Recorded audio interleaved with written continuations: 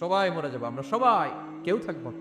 কিয়ামতের সময় আল্লাহ তাআলা মালাকুল মাউতকে বলবেন সবার রূহ কবজ করে ফেলো, সবার, কেউ থাকবে না। আল্লাহ মালাকুল মাউতকে বলবেন, মালাকুল মাউত কি অবস্থা? বলবে সব শেষ। মাইয়াব্বা, কে বাকি? মালাকুল মাউত বলবে জিনেরা বাকি, যাদেরকে দেখা যায় না। আল্লাহ বলবেন জিনদেরকেও শেষ করে ফেলো। মালাকুল মাউত আজরাইল জিনদের রূহ কবজ করবে। আল্লাহ এবার জিজ্ঞেস করবে, ইয়া মালাকাল মাউত, এবার বলো আর কে বাকি? এবার বাকি ইবলিস শয়তান, ইবলিসরেও শেষ করো, ইবলিসও শেষ। আল্লাহ আবার জিজ্ঞেস করবেন, ইয়া মালাকাল মাউতি মাইয়াব্বা, আর কে বেঁচে আছে বলো?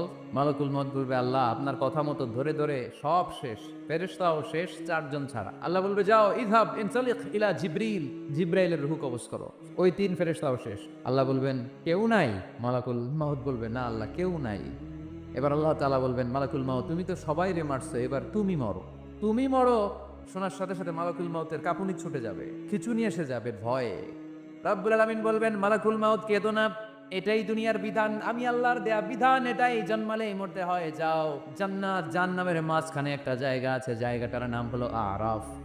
এই আরাফের মধ্যেখানে যে দাঁড়াও, ওখানে যে মালাকুল মউত কাঁপতে থাকবে।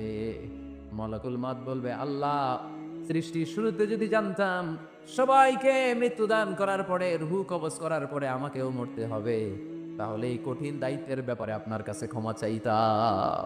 মালাকুল মউত এক বিকট চিৎকার হাঁকিয়ে মরে যাবে। মালাকুল মউতের চিৎকারটা সেদিন এত ভয়ঙ্কর হবে, বিষ্ণু ইসা ইসলাম বলেন, ওই চিৎকারের আওয়াজ যদি পৃথিবীর মানুষেরা কান দিয়ে শুনতে পেত, ওই চিৎকারের আওয়াজে প্রতিটা মানুষ কানের পর্দা ফেটে ওই জায়গায় লাশ হয়ে পড়ে যেত।